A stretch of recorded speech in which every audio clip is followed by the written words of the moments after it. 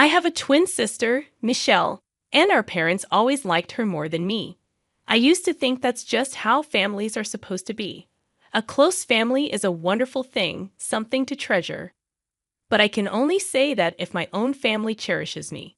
Some people who get lots of love from their families might think this way, but it's different for me. I can't remember ever feeling loved by my family. My name is Harper and I'm 30 years old, still not married. From where I stand, my family might seem close, but I rarely felt happy with them. Michelle was always beautiful and smart. Our parents showered her with love, but I was plain and ordinary, so they mostly ignored me or treated me like a bother. When Michelle wanted to learn ballet, our parents spared no expense, praising her and dressing her up for performances. But when I wanted to learn swimming or art, they said no, calling it a waste on someone like me. I remember feeling so sad and empty watching my family celebrate Michelle's ballet victories without me. But despite all the money they spent on her ballet, Michelle suddenly quit when she started high school, and our parents didn't object.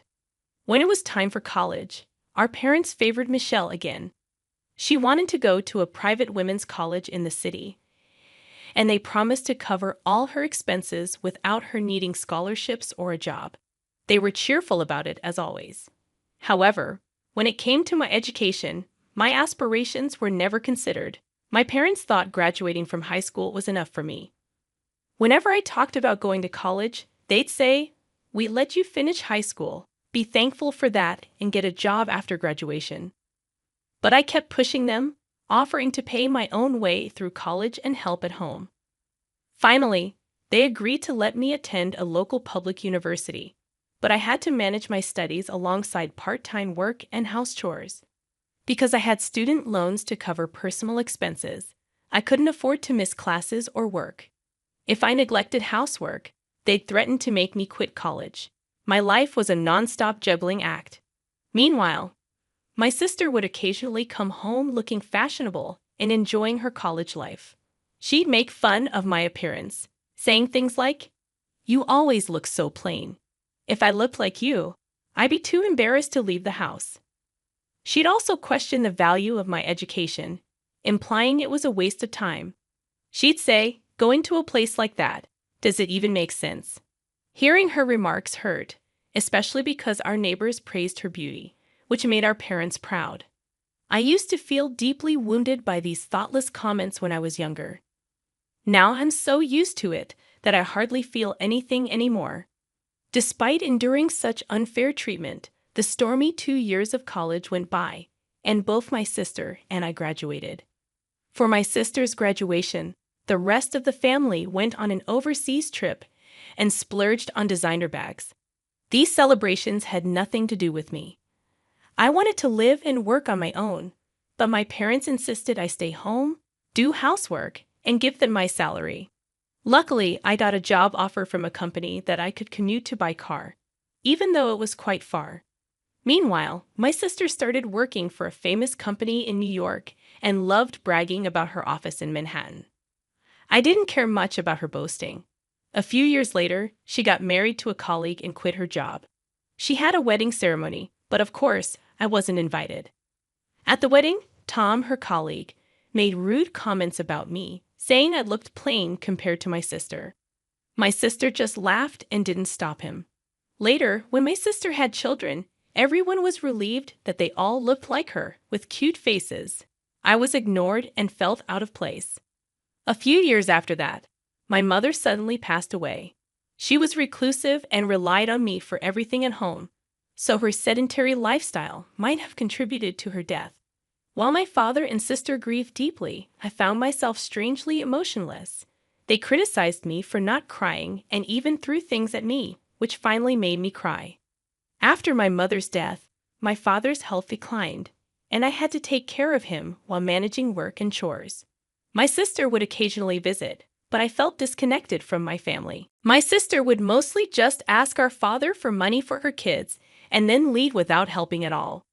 From my father's perspective, he rarely thanked me and always found fault in what I did, complaining about the bath water being too hot or the seasoning being too light when I cooked.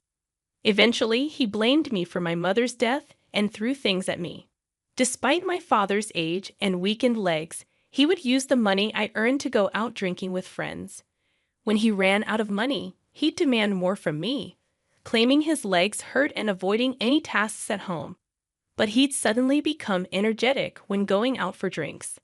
Looking back, I realize I should have left such a selfish family home long ago. But after enduring unreasonable treatment and verbal abuse from my family since childhood, I thought it was normal. I became numb to the abnormality and never considered moving out and living on my own. Then one day, I received an unexpected call from my sister. Before I could even say hello, she started yelling at me, asking how long I planned to squat in our family home. She announced that she had decided to come live with Dad. My sister suddenly called me and demanded that I move out immediately. She accused me of lingering at home to live comfortably off our mother's inheritance. This accusation troubled me because I didn't know about any inheritance. I decided to ask my father about it. When I confronted my father, he looked at me disdainfully and confirmed that he was indeed planning to live with my sister. He said he couldn't tolerate living with someone like me who couldn't do housework properly or get the bathwater temperature right. He praised my sister for offering to take care of him and surround him with his cute grandchildren. He criticized me for underperforming since childhood, not getting married, and spending money at home. He declared that he was cutting ties with me and told me to go somewhere else. I was deeply hurt by my father's harsh words, questioning if I was really just someone who spent the family's money. Despite my doubts, I finally made up my mind. Since both my father and sister wanted me to leave and sever our family ties, I decided there was no point in hesitating anymore. I resolved to move out and take a new step forward. I contacted my sister and informed her that I was moving out because Dad also wanted to live with her and was cutting ties with me. I apologized for everything and asked if I could take my belongings with me. My sister responded callously, implying that my belongings were cheap and would be in the way. She warned me not to touch anything else in the house or the money, threatening to call the police if I did. After our conversation, I focused on packing my things for the move. A few days later, buried in a pile of cardboard boxes in my new place, my phone rang loudly. It was my sister yelling at me, asking angrily what was going on. Confused and taken aback, I held the phone away from my ear to protect myself from her piercing voice. I could still hear my sister loud and clear despite holding the phone away from my ear. She demanded to know where I had taken all the furniture and appliances from the house. I calmly explained that I had taken everything that belonged to me, items I had bought with my own money from my job. But my sister refused to believe me. She accused me of using our mother's inheritance to buy expensive items after her death. I sighed, realizing she had misunderstood everything. I patiently explained that our mother didn't have any inheritance to leave behind. She was just a regular housewife, and there was no way she could have left the amount my sister imagined. My sister, still confused, angrily insisted that all the furniture and appliances were replaced with new ones after our mother passed away and accused me of using our mother's supposed inheritance. I reiterated that I had purchased everything with my own salary to save time and manage the housework after our mother's death. Despite my explanations, my sister continued to believe otherwise, unable to accept the reality. As I tried to explain calmly, my sister remained unconvinced. She questioned me about the car that had been at our house for a long time, assuming it belonged to our family. I clarified that the car was actually in my name and had been for a while.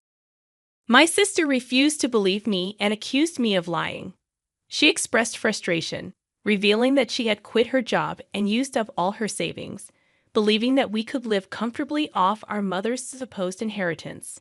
Now feeling stranded without transportation, she blamed me for her predicament. I was overwhelmed by my sister's selfishness and tried to reason with her, explaining that there was no inheritance and that she had misunderstood everything.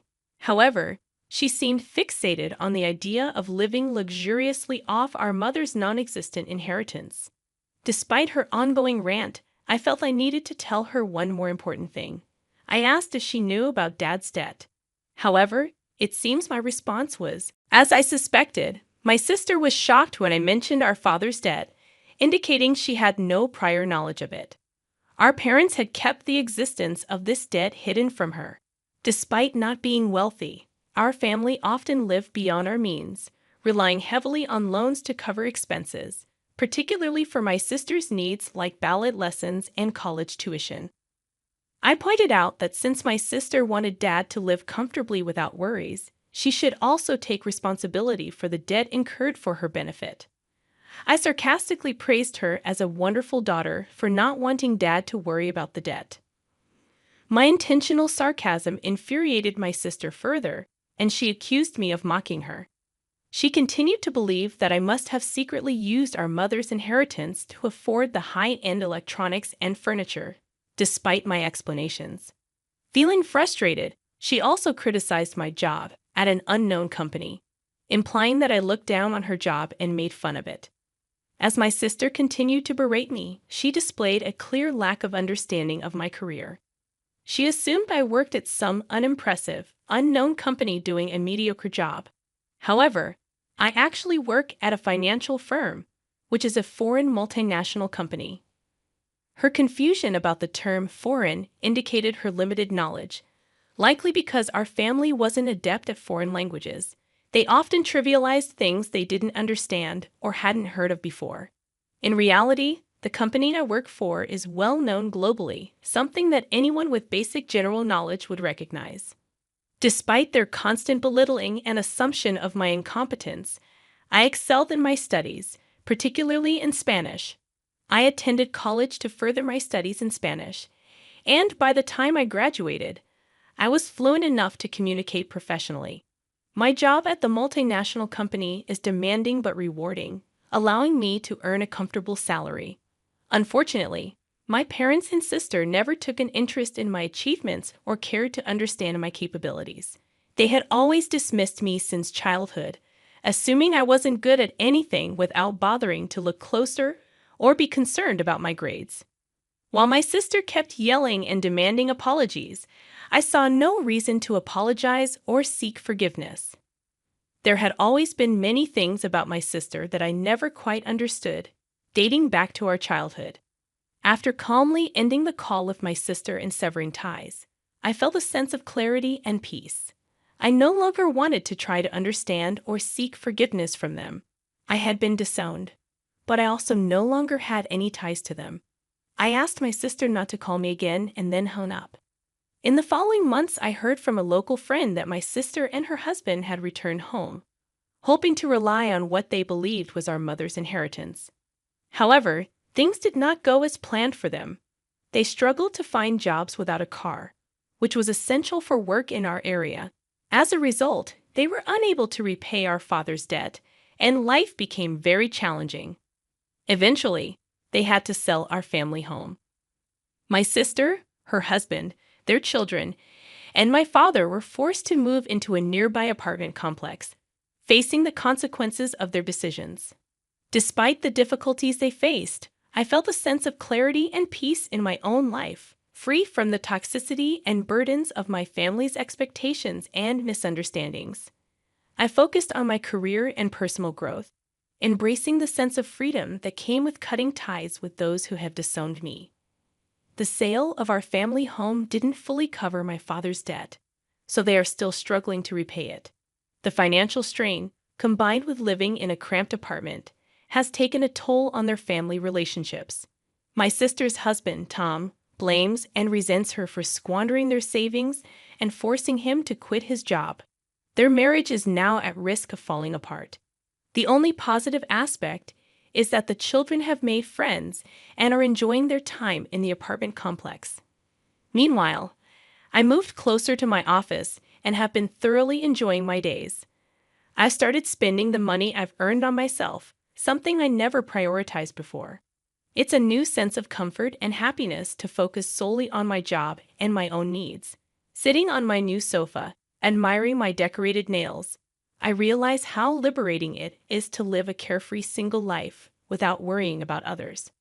After enduring hardships in a restrictive environment for so long, I am determined to embrace this newfound freedom and enjoy life for myself. I plan to relish this carefree single life and focus on my own happiness for a while.